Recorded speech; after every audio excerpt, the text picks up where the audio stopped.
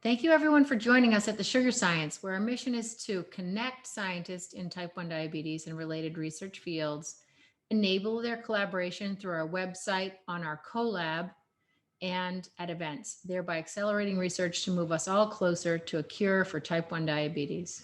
Welcome to the Sugar Science. Ask the Expert. We have Protocols IO with us. We have Lenny Titleman and Emma Ganley representing Protocols, and they're going to walk us through sort of an intro and a demo of Protocols IO. And, what are the, what's the value, which is, quite a lot. It's quite valuable tool. What's the value to the T1D researcher, and sort of like some tips, hacks, and ease of use. So yeah, take it away, Emma. Thank you so much for joining us. No problem. Thanks for having us. Yeah, so I've got a handful of slides that I will whiz through fairly quickly, and then we'll hand over to Lenny, who'll do a little bit of a demo. His internet tends to be a bit better than mine, but hopefully mine will cooperate initially for this. So I will start by just trying to set a little bit the context of why a tool like protocols.io is valuable to the research community. So here is a tweet from a biology researcher who ended up on a wild goose chase looking for a method from a published research article. So they start looking in one article, which points them to another research article, to another earlier research article, and eventually in this instance, really frustrating. So as you can see, the tweet shows nicely the extent of frustration. So this was a biologist, and then in this other tweet, this was a physicist, so another completely different research discipline where they have exactly the same problem. So they get punted from one article to another and eventually find that devices were fabricated with conventional methods.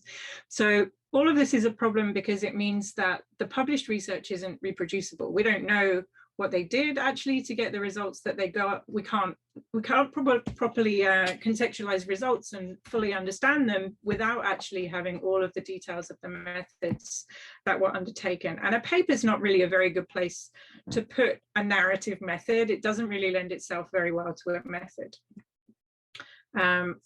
So another example of this being an issue was a project that was undertaken by the OSF and Center for Open Science, the reproducibility project looking at published cancer biology papers.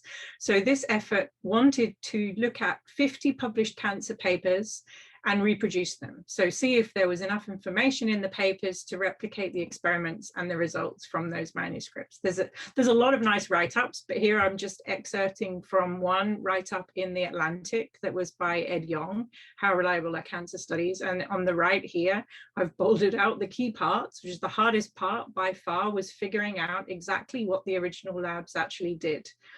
Papers should come with methods that theoretically ought to provide recipes for doing the same experiments, but often those recipes are incomplete, missing out important steps, details, or ingredients. And in some cases, the recipes aren't described at all. So from those 50 research papers, they halted this project after just 18 were attempted because it was just too burdensome to actually find the information of what experiments were undertaken. Either they weren't in the papers or they couldn't get a hold of the scientists, or if they got hold of the scientists themselves didn't have full information about what it was that they had done. So this is an issue. Researchers aren't keeping good method details of what they've done, even for themselves to replicate what they did in the future, let alone other people being able to do exactly the same things that they did and try and replicate and reproduce the answers. So this is where protocols.io comes in. So our tool is a platform. Our mission is really simple at the top, so making it easy to share method details before, during, and after publication. The URL at the bottom there, protocols.io/welcome, is a great place to look if you just want to have a browse around and get started. But essentially what we have is an open access repository for your protocols for all research methods. It started out being focused on biological research. Lenny will tell you shortly as a founder that he was a geneticist and kind of hit this problem of what to do with protocols that you've tweaked essentially and want to make public and share the information about. So a lot of users come in and share their methods on our platform, and you can share and collaborate with your colleagues to develop methods and publish them this way, or kind of share privately. So we have actually coming up to 90,000 users, nearly 10,000 published protocols on the platform now, but a lot more, over 33,000 are private protocols, and those are users who are kind of developing privately with their colleagues ahead of time. Our big push really is to try and encourage people to share, but the private collaborative use is actually a really great way of embedding using the tool in your research process, so that you keep track of your methods as you perform them and as you optimize them, so that you can then publish them really easily when you're ready to actually publish the research paper. You already have it written up. And there are a lot of organizations that encourage the use of protocols.io in the context of your research life and day-to-day, but also in the context of publications. So journals and publishers recommend, a lot of them, over 500 journals, that you use protocols.io to publish the method, and you can just link to that method from within the research. There are a lot of fun or even enforce use of protocols.io. So this, and quite a lot of institutions now that have campus licenses, where they provide more of that private access that I was talking about. Anyone can use it though, it's free. You have a certain number of private protocols that you can always have. As long as you publish, you could continue to use it that way. And that is where I will stop and hand over to Lenny to give a bit of a demo. Fantastic. That was great. I did have one quick question, I guess, to a clarification just for people that are listening. So if you are a student, grad student at university, any of the UC system, University of California system institutes, you have access to protocols, that are published by any of the researchers under the umbrella of the UC system. Is that correct? So all the published protocols are open access. When they're published, absolutely anyone can see them. The benefit that comes of being at a UC campus is that you can have an account that's validated with your UC email, which will allow you to have access to that private collaborative space. So you can have as many private protocols as you want to develop and share with colleagues, and hone them that way. And then hopefully you publish them too, but you ultimately can have, really nice workspaces that you collaborate in with your colleagues, all the way through the research process. Yeah. You won't automatically have access to view. Yeah, you won't automatically be able to see all other UC employees' protocols. You always have control over who you share your content with. So they're still kind of private to you and anyone you would choose to share them with. Yeah. So you have options, really. That's great. Fantastic. Lenny, do you want to say something or share your slides or your presentation? I will do a live demo. I just wanted to thank Sugar Science for the opportunity to present and answer questions. We're a small group, so it's informal.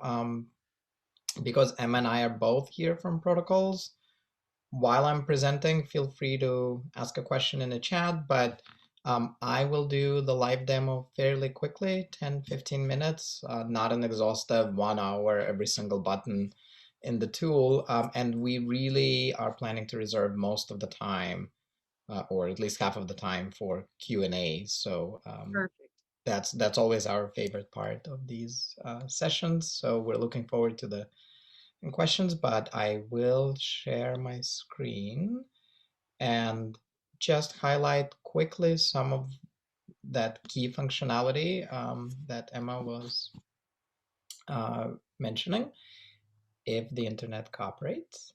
So as Emma said, for the public side, it's free to read, free to publish, open access, CC BY, no registration required.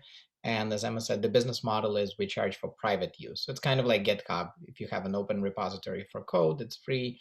If you're using it internally, that's where it's paid. And following up on Monica's question, just to emphasize what Emma said, every protocol that you create is private. It's yours.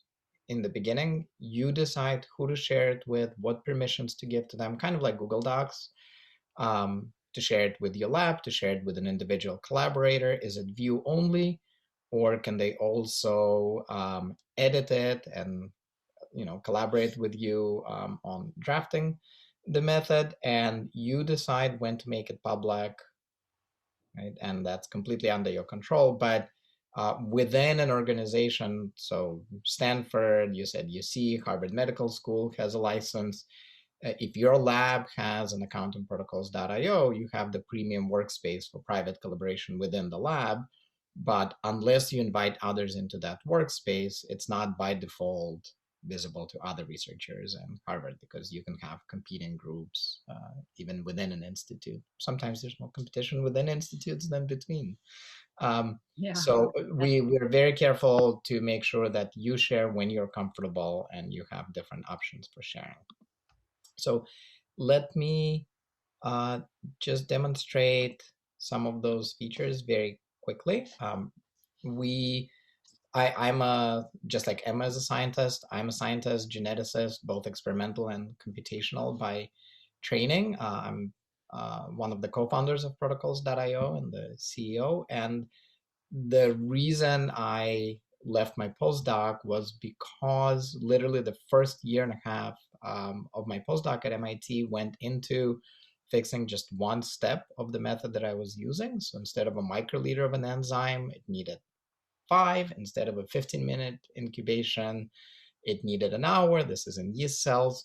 And at the end of the day, that's not a new technique. It's a correction of something that's previously published in Nature Methods. And so I realized after that year and a half, I presented it to my lab, collaborators at Harvard. I called the person who developed the technique, who's a professor at UPenn, and trained me in it when he was still a postdoc in the lab at MIT. But ultimately, there is no new paper, and so I don't get any credit for this. And more importantly, everybody else who's using that technique is either getting completely misleading single-cell results, this is RNA fish microscopy technique, or has to spend a year or two rediscovering that tweak. So I became obsessed with creating a central place that, as Emma said, makes it easy to share these details. And the protocols that we have, we really push towards making them giving you the ability in the editor to make them reproducible, to report all of those tiny details that are so critical to replicating and building upon what somebody else has done, right? So here is an example protocol, and you can see that it has materials, right, guidelines, warnings, and the protocols are not just static PDFs. They're dynamic and interactive. You can point to any step and ask a question that will go to the author and everybody who's using the technique. So you can sort of build up a public FAQ instead of answering the same question over and over by email. Again, just like with sharing protocols, you decide whether it's public or private. So I can make it a private comment that would only go to the author and particular workspace, or as is default behavior, I can ask publicly, and then people will often share images like, I am seeing this gel. Is that right? Does this look good? Should I be changing something? And we put a lot of effort in the editor towards adding structure and giving you the ability to, put in the exact reagent that you used, which data set did you analyze, what version of software, where did you order the antibody? So a lot of vendors have given us their reagent catalog. So we try to make it as easy as possible to record and report these details. You can add videos. We love, Emma and I teach a whole separate workshop called the Art of Writing Methods, and we love it when people add videos. If you put a YouTube link right into a step, it will render and people can play how exactly did you grind up the tissue in that particular step, or you can shoot a 10-second video with your phone and just upload it right into the step. And I see a question, Emma, if you can take a look so I don't come out of the screen sharing mode. And you can see the protocol is organized into sections, and the dynamic and interactive part is also that for the experimental protocols, there is a run button. So about 5 to 10% of the public 9,000 protocols, 9 to 10,000 that Emma mentioned, are computational, where this doesn't really apply. So those are bioinformatics pipelines, computational pipelines that describe what software you used, what parameters, again, so that people can build and repeat your analysis. But the vast majority, 90% or so of the public protocols are lab and field methods. And for those, the interactive part that we've built is sort of a checklist cooking app kind of thing, where you step through the recipe as you're doing the work, and you can see exactly where you are, what your progress is through the protocol, what you're doing next. And if there is a timer, you can start it right on your Samsung or iPad, tablet, in the Fume hood. And importantly, as you're going through, if you change anything, right? So maybe today I did 10 microliters instead of 7, you can make a note of it and you have a record. You're not changing the protocol itself, but you have a record of exactly how you ran that method. And if you use the structure for amounts throughout the steps, you can scale the protocol, right? So if you're doing 10x, preparing a buffer mix, it's easy to use that functionality. And the one of the other things that I wanted to highlight is it's easy to cite the methods. There's a DOI for citation, as is common for published papers. But one of the things I want to highlight is you can see under the title, there is versioning, right? And this is the part as you have conversations, as people ask you questions, we see a lot of instances where people will improve their protocol, right? Clarify what concentration they used, correct a mistake that someone spots. And then not only do you have the comments on the side, as you can see here, but you can also create a new version and guide everyone to the improved record of how to run it. And at the end of the title, there is a little drop down that has a compare button.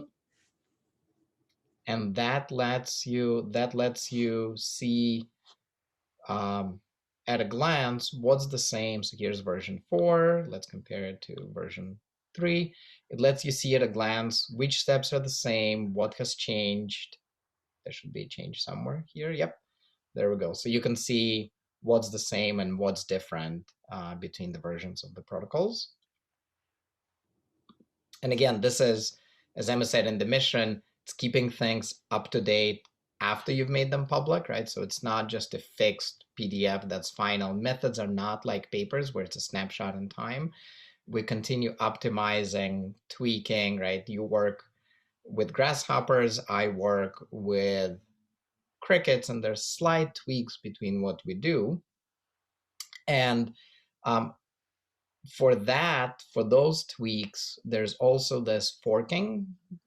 People who use GitHub will know that functionality. There is the ability to take any private or public protocol and use it sort of as a template, right? So if you're working with pancreatic cells and I'm working with liver, there might be slight differences. So I can take your liver protocol, click copy fork, and it becomes mine. Private, I can edit it, and then if and when I'm ready, I can make it public. And again, that compare functionality applies. We show you what are the forks on the protocols, what has changed between them, and try to give credit to both the original authors and the people who have shared the modifications. I was just going to say, Lenny, this is just such a powerful tool. And we were just speaking yesterday with Adrian Veras at Harvard. He's in the Melton Lab, and they're very involved in developing sort of QC processes, quality control processes for creating beta cells, iPSC beta cells. And you can imagine that this is the perfect, this is, I'm going to just admit someone, sorry. This is the perfect place for scientists to go to really, really hone in on their QC processes as they're trying to build out cells, because there's so many different moving parts in doing that. And this is just such a great tool to have it all there and iterated against every experiment as you go forward. It's just beautiful. I mean, I really think it's such an excellent tool specifically for type 1 diabetes researchers and those in the those who are involved in creating islet cells. Yeah, so there are, speaking of which, thank you for those uh, warm words, Monica. And speaking of the islet cells, there are already, of those 9,000 protocols, there are already a lot of workspaces, groups that are sharing. I just wanted to quickly highlight some of them. So here's the Joslin Diabetes Center, and you can see that they are sharing publications. So it's not just a giant repository, kind of like NCBI with sequences where it just goes in and you know um, it's there, but it's not really organized in a particular community. What we have in protocols.io are workspaces, communities that flourish and allow you to collect all of the methods together, and a protocol can, just like in the example that I was showing previously. So this actually belongs to, it's affiliated with two different workspaces. So this is the islet distribution program, and you can navigate from the protocol to the IIDP workspace, and you can see what are all of the protocols that they've shared. Right. So here you have from City of Hope Hospital, there are 11 publications. So this allows you to make your protocols more discoverable, have them in the same space, have people join the workspace if you make it open, and ask questions, have discussions.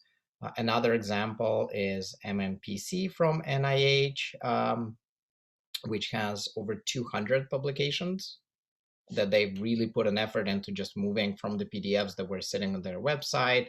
And you can see this one is version 3, so they are versionable, and they've put a huge effort into just migrating all 200 PDFs into protocols.io. Another diabetic complications consortium, you can see 81 publications here. So we really welcome these, not just going in as one of the protocols out of 9,000, but being organized in more discoverable spaces. The one thing why Em and I are both particularly excited to be talking to Sugar Science is one thing that we see missing is a workspace that doesn't just have a lot of publications, but has a lot of members that leads to robust discussions, troubleshooting, quality control, right? And not just sharing the method when you're publishing, but as you're starting the work, as you're doing method developing, like for the IPSC, right? There's a lot of tweaking, there's a lot of things we trial and error. And the more people share in communities as they begin a project, as the project is unfolding, rather than when it's finished, right? The more benefit there is to you and everyone else, because you can get the input. Well, we tried this and that's what worked. And just to show a few examples of what happens when you have members, not just a lot of publications, but a lot of members in a community. This is, for obvious reasons, something that the coronavirus method development community that got started a year ago on protocols.io. The first protocol was in January of last year, for obvious reasons. But you can see there are 500 plus members of this workspace. And when you nucleate a workspace with more than 50 researchers, what happens is it's not just about sharing the publications, but it's about the discussions, it's about the collaborative work, it's about kind of like being on Twitter and being able to ask a method related question. So yes, there are a lot of publications in this space. If I take a look, and you can see a lot of discussions, a lot of comments on them. So here's a protocol. Here's one of the most viewed protocols in that space. And you can see there's 160 comments just on version 3. Right? There are 3 versions of it. And because it's sitting in a community with a lot of members, when you share a new version, when a new protocol comes in, when there is a discussion that happens on the protocol, all of the members are notified twice a week of new conversations, new protocols. So it's a way for the community to collaborate, to stay up to speed. And we would love to support growing a type 1 diabetes community where you have members, not just protocols, but members who are interacting and collaborating with each other. And before I stop, I just wanted to highlight in this particular example, I mentioned forking. What I love about this protocol is if you look carefully under the title, it's actually a fork from an Ebola sequencing protocol. And it's from the same group. They're funded by the Wellcome Trust, got started in 2017 for outbreak preparedness to share genomic surveillance protocols. And in September of 2019, long before there was, not long before, short before the first cases of coronavirus, they shared a really gorgeous, very long, detailed protocol for sequencing Ebola. Okay? And because they already had it up and they've shared it, when they optimized it for sequencing coronavirus, they didn't need to spend all of the time to put in a new protocol. They clicked fork, right, and shared those few modifications.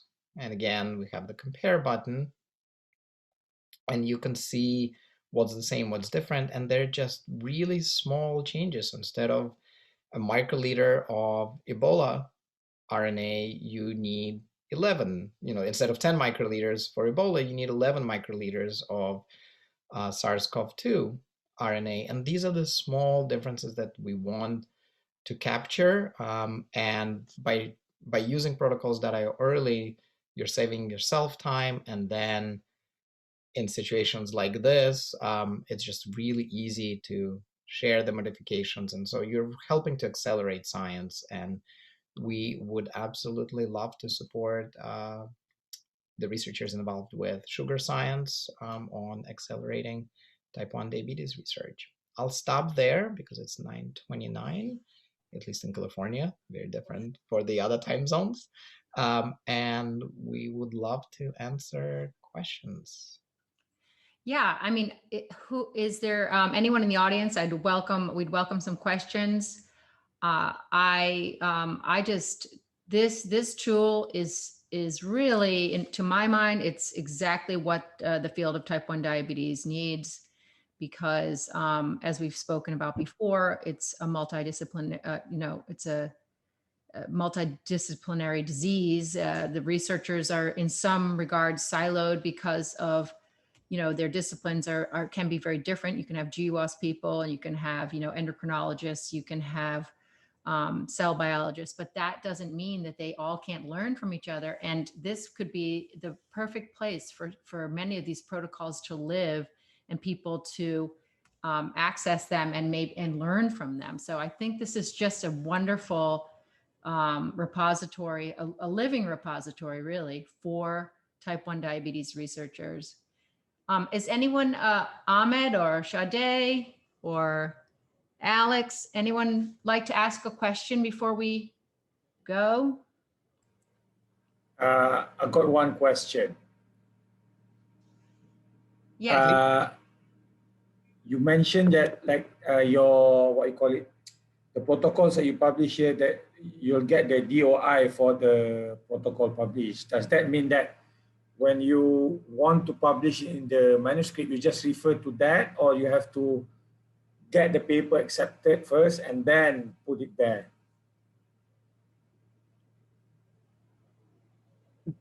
That is a great question. I think I showed you one slide where I noted that over 500 journals really encourage use of Protocols.io, and that's exactly what they want you to do, is have the DOI and refer to that from within your manuscript. So you can do that through the review process. And what's nice is when you get a DOI from Protocols.io, you can either immediately make it completely public, or if you want to, you can have it so that the link will work, but it's not listed otherwise on the site. So the only people who would be able to get to it were people who had that link. So editors and reviewers could see, but no one else, if you wanted it to stay kind of reviewer access only until you're ready to publish the paper, which some people might want to do. And Lenny's showing a really nice example of a PLOS biology paper, and the materials and methods links to a collection of protocols in this instance, I think.